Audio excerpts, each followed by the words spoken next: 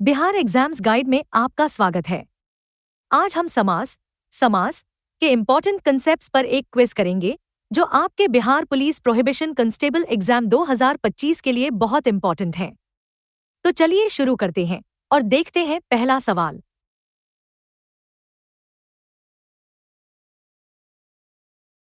चलिए समास की अपनी समझ को परखते हैं, बिल्कुल बेसिक सवाल से।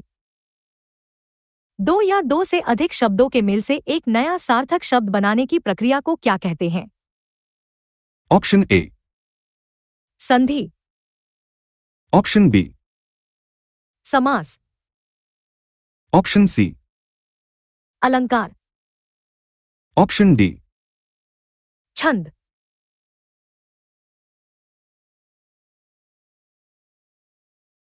सही जवाब है ऑप्शन बी, समास। दोस्तों याद रखिए, जब दो शब्द मिलकर एक नया शब्द बनाते हैं, जैसे राजा का पुत्र बन जाता है राजपुत्र, तो इसी प्रोसेस को समास कहते हैं।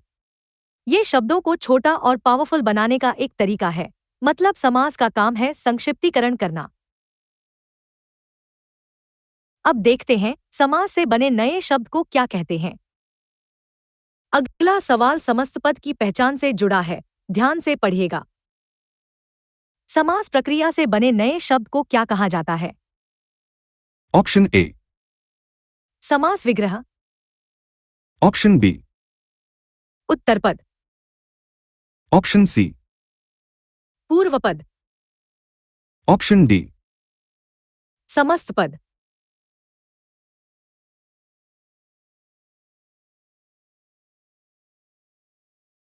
बिल्कुल सही, इसका उत्तर है ऑप्शन डी, समस्त पद।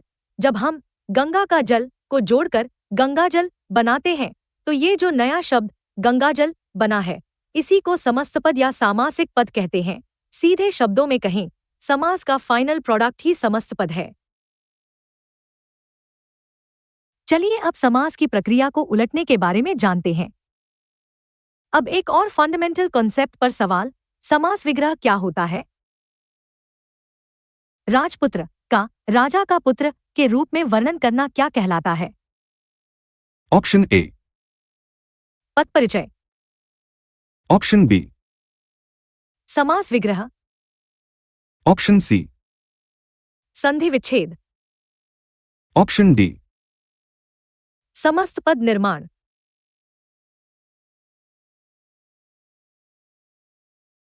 सही जवाब है ऑप्शन बी, समास विग्रह। देखिए, जब हम समस्त पद जैसे राजपुत्र को वापस उसके ओरिजिनल शब्दों राजा का पुत्र में तोड़ते हैं और उनके बीच का संबंध बताते हैं, तो इसी प्रोसेस को समास विग्रह कहते हैं। मतलब ये समस्त पद बनाने का रिवर्स प्रोसेस है। अब बढ़ते हैं समास के पहले भेद, अव्ययी भाव समास की ओर।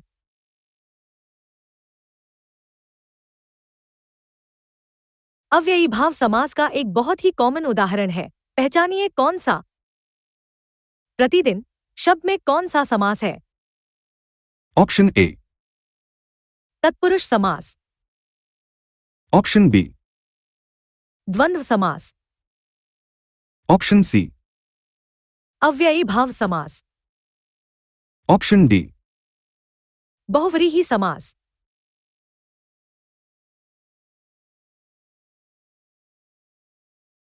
सही उत्तर है ऑप्शन सी, अव्ययी भाव समास। इसकी पहचान बहुत आसान है दोस्तों, जिस शब्द का पहला पद यथा, प्रति, आ जैसा अव्यय हो, वो अव्ययी भाव होता है। यहाँ प्रति एक अव्यय है, इसलिए प्रतिदिन अव्ययी भाव समास है, मतलब जिसका पहला पद प्रधान और अव्यय हो, वही अव्ययी भाव है। अव्ययी भाव समास की एक और खासियत पर है अगला सवाल। चलिए अव्ययी भाव समास के एक और नियम को समझते हैं इस सवाल से। यदि एक ही शब्द की पुनरावृत्ति हो, तो वहां कौन सा समास होता है? ऑप्शन ए, द्विगु समास, ऑप्शन बी, कर्मधारय समास, ऑप्शन सी, द्वंद्व समास, ऑप्शन डी। अव्ययी भाव समास।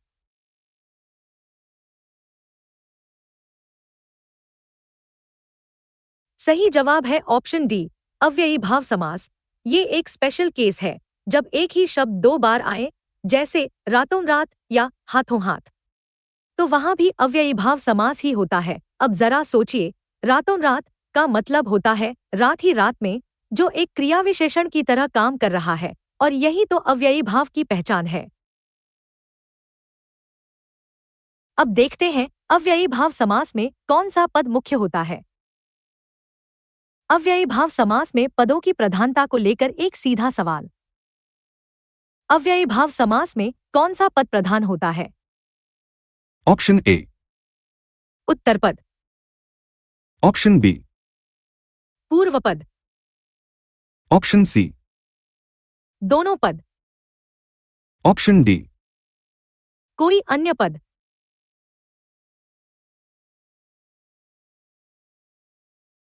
सही जवाब है ऑप्शन बी, पूर्व पद। जैसा कि नाम से ही पता चलता है, अव्ययी भाव, इसका पहला पद अव्यय होता है और वही मुख्य होता है। जैसे यथाशक्ति में यथा अनुसार ही मुख्य है, और शक्ति उत्तर पद उस पर निर्भर है। सीधे शब्दों में कहें, अव्ययी भाव में पहला पद ही पूरे शब्द का अर्थ तय करता है। अब बारी है तत्पुरुष समास की, तैयार हो जाइए।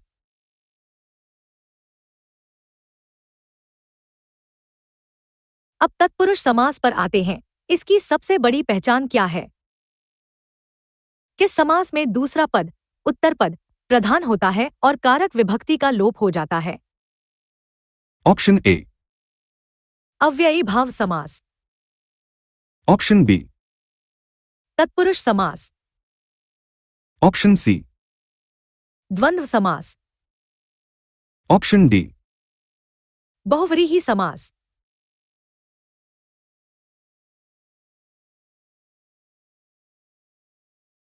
इसका सही उत्तर है ऑप्शन बी, तत्पुरुष समास।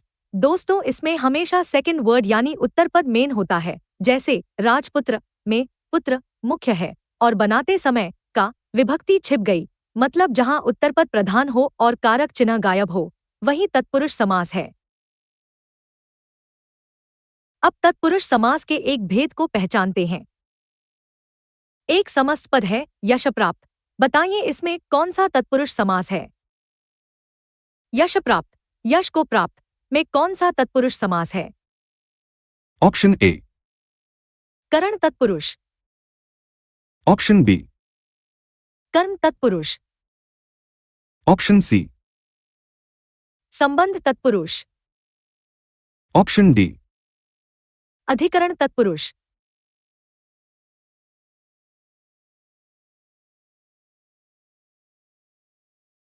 सही जवाब है ऑप्शन बी, कर्म तत्पुरुष। इसका विग्रह करके देखिए। यश प्राप्त मतलब यश को प्राप्त, यहाँ को विभक्ति छिपी हुई है और को कर्म कारक का चिन्ह है, इसीलिए यह कर्म तत्पुरुष है। सीधे शब्दों में कहें, जो विभक्ति छिपी हो, समास का नाम भी उसी पर होता है। तत्पुरुष का एक और प्रकार देखते हैं अगले सवाल में। तुलसीकृत शब्द के समास का विग्रह करके सही भेद पहचानिए। तुलसीकृत, तुलसी द्वारा कृत में कौन सा तत्पुरुष समास है?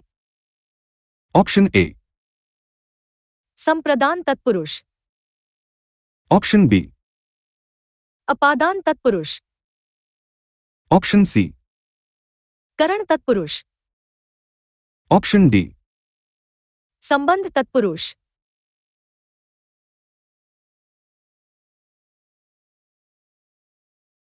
बिल्कुल सही उत्तर है ऑप्शन सी, करण तत्पुरुष। तुलसीकृत का मतलब है तुलसी के द्वारा कृत या तुलसी से कृत। यहाँ से या के द्वारा विभक्ति का लोप हुआ है और ये करण कारक के चिन्ह हैं, इसलिए यह करण तत्पुरुष है। जैसे शोकाकुल मतलब शोक से आकुल। चलिए तत्पुरुष समास का एक आखिरी सवाल हल करते हैं इस सेट में। अब राजपुत्र का समास भेद बताइए। ये बहुत ही प्रसिद्ध उदाहरण है। राजपुत्र, राजा का पुत्र में कौन सा तत्पुरुष समास है? ऑप्शन ए, कर्म तत्पुरुष, ऑप्शन बी, संबंध तत्पुरुष, ऑप्शन सी, अपादान तत्पुरुष, Option D. अधिकरण तत्पुरुष,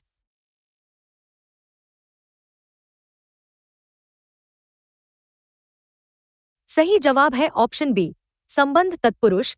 दोस्तों, राजपुत्र का विग्रह है राजा का पुत्र। यहाँ का विभक्ति छिपी है जो संबंध बताती है और का, की, के संबंध कारक के चिन्ह हैं, इसलिए यह संबंध तत्पुरुष है। मतलब जहाँ रिलेशन दिखे वहाँ संबंध तत्पुरुष होता है।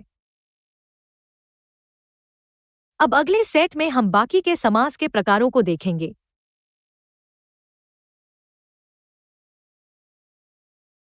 अब उस समास की बात करते हैं जिसमें तुलना या विशेषता बताई जाती है।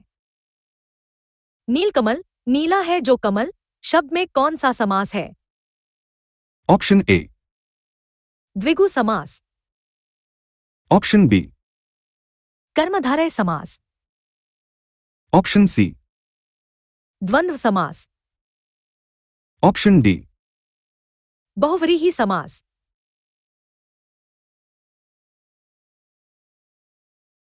सही जवाब है ऑप्शन बी, कर्मधारय समास। दोस्तों, यहाँ नील, नीला एक विशेषण है और कमल एक विशेष है, मतलब एक पद दूसरे की विशेषता बता रहा है।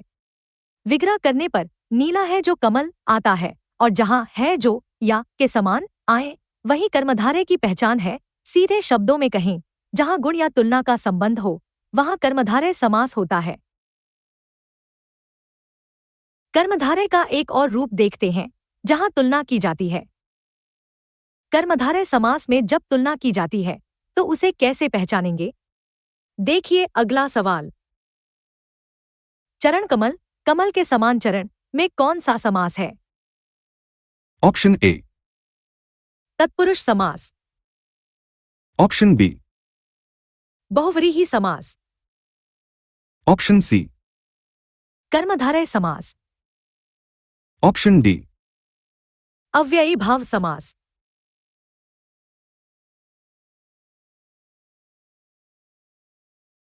सही उत्तर है ऑप्शन सी, कर्मधारय समास। अब जरा सोचिए दोस्तों, यहाँ चरणों की तुलना कमल से की जा रही है।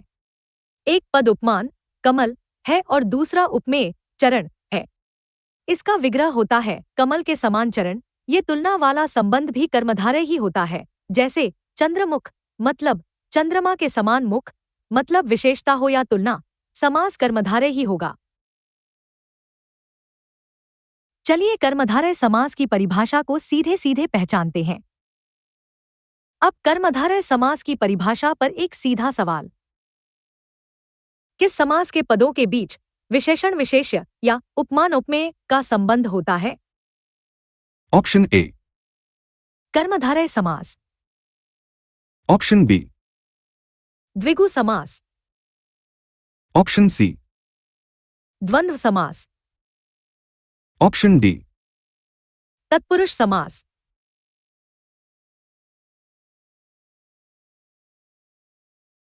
बिल्कुल सही जवाब है ऑप्शन ए, कर्मधारय समास। ये इस समास का मूल मंत्र है। दोस्तों, जब भी आपको दो शब्दों में एक गुण बताने वाला विशेषण और दूसरा वो जिसकी बात हो रही है विशेष्य दिखे, या फिर एक से दूसरे की तुलना उपमान उपमेय दिखे, तो समझ जाइए वो कर्मधारय समास है। जैसे महात्मा मतलब महान है जो आत्मा। अब उस समास पर चलते हैं जिसे पहचानना सबसे आसान है।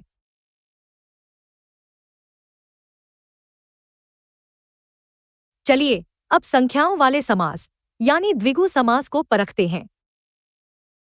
चौराहा, चार राहों का समूह शब्द में कौन सा समास है? Option A. द्वंद्व समास, Option B. कर्मधारय समास, Option C. द्विगु समास, Option D. अव्ययी भाव समास।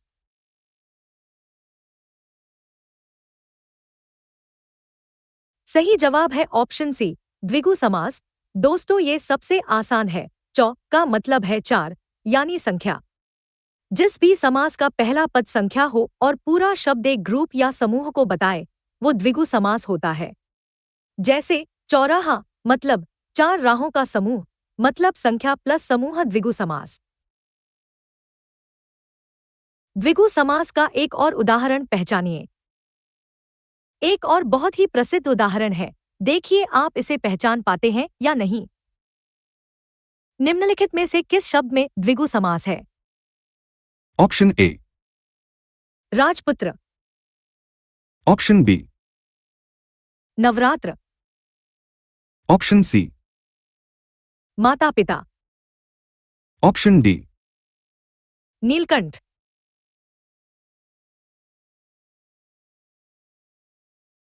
बिल्कुल सही उत्तर है ऑप्शन बी, नवरात्र, क्योंकि इसमें नव का अर्थ है 9, जो एक संख्या है, और नवरात्र का मतलब होता है 9 रात्रियों का समूह।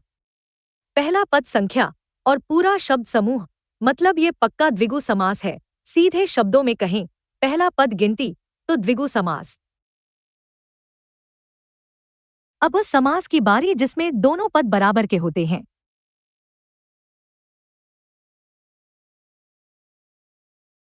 चलिए द्वंद्व समास को समझते हैं, जहां कोई छोटा बड़ा नहीं होता। माता पिता शब्द में कौन सा समास है? ऑप्शन ए, द्वंद्व समास, ऑप्शन बी, द्विगु समास, ऑप्शन सी, कर्मधारय समास, ऑप्शन डी, तत्पुरुष समास।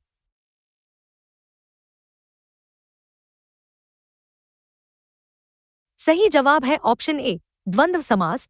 दोस्तों, इसकी पहचान है कि इसमें दोनों पद माता और पिता बराबर इंपॉर्टेंट हैं, और विग्रह करने पर बीच में और या अथवा आता है, जैसे माता और पिता। अक्सर इसमें योजक चिन्ह भी लगा होता है, यही इसकी सबसे बड़ी पहचान है। द्वंद्व समास का एक और उदाहरण पहचानिए। द्वंद्व समास की परिभाषा से जुड़ा एक सवाल। जिस समास के दोनों पद प्रधान होते हैं, उसे क्या कहते हैं? ऑप्शन ए, बहुव्रीहि समास, ऑप्शन बी, अव्ययी भाव समास, ऑप्शन सी, द्वंद्व समास, ऑप्शन डी, द्विगु समास।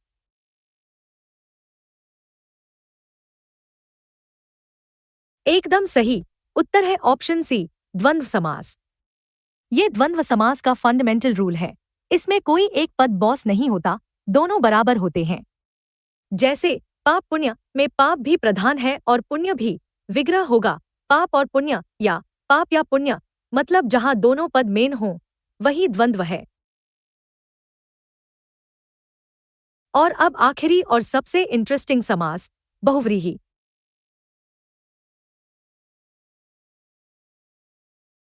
अब आते हैं उस समास पर जो दिखता कुछ और है और मतलब कुछ और ही निकलता है। लंबोदर, लंबा है उदर जिसका, अर्थात गणेश में कौन सा समास है?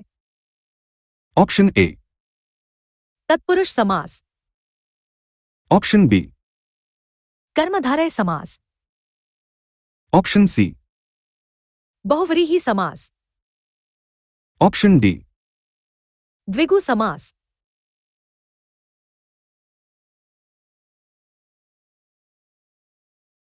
सही जवाब है ऑप्शन सी, बहुव्रीहि समास। दोस्तों, यहाँ न लंब, लंबा मेन है, न उदर, पेट।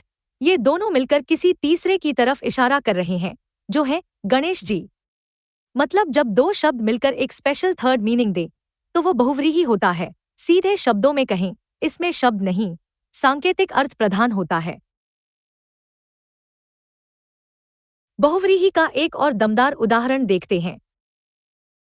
एक ऐसा शब्द जिसमें कर्मधारय और बहुव्रीहि दोनों की संभावना होती है, लेकिन एक अर्थ ज्यादा प्रसिद्ध है। नीलकंठ, नीला है कंठ जिसका, अर्थात शिव में कौन सा समास है? ऑप्शन ए, कर्मधारय समास, ऑप्शन बी, बहुव्रीहि समास, ऑप्शन सी, अव्ययी भाव समास, ऑप्शन डी, तत्पुरुष समास।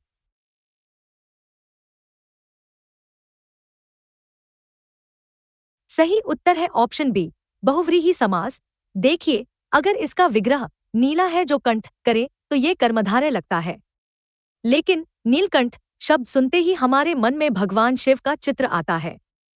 क्योंकि ये शब्द उनके लिए रूढ़ हो चुका है, इसलिए यहाँ तीसरा अर्थ शिव प्रधान है और ये बहुव्रीहि समास है। अब आखिरी सवाल जो बहुव्रीहि की परिभाषा से है, और ये रहा इस क्विज का आखिरी सवाल, समास की परिभाषा से जुड़ा हुआ। किस समास में कोई भी पद प्रधान नहीं होता और दोनों पद मिलकर किसी तीसरे पद की ओर संकेत करते हैं? ऑप्शन ए, द्वंद्व समास, ऑप्शन बी, कर्मधारय समास, ऑप्शन सी, तत्पुरुष समास, ऑप्शन डी। बहुव्रीहि समास।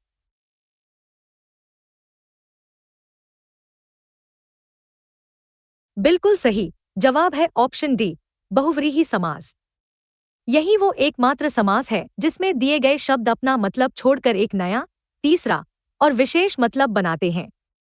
जैसे दशानन मतलब दश है आनंद, जिसके यहाँ न दश प्रधान है न आनंद, बल्कि तीसरा अर्थ रावण प्रधान है। यही बहुव्रीहि की असली पहचान है। तो दोस्तों, ये थे समास समास के सबसे इंपॉर्टेंट क्वेश्चंस। अगर ये क्विज हेल्पफुल लगा हो तो वीडियो को लाइक करें, शेयर करें और बिहार एग्जाम्स गाइड को सब्सक्राइब करना न भूलें।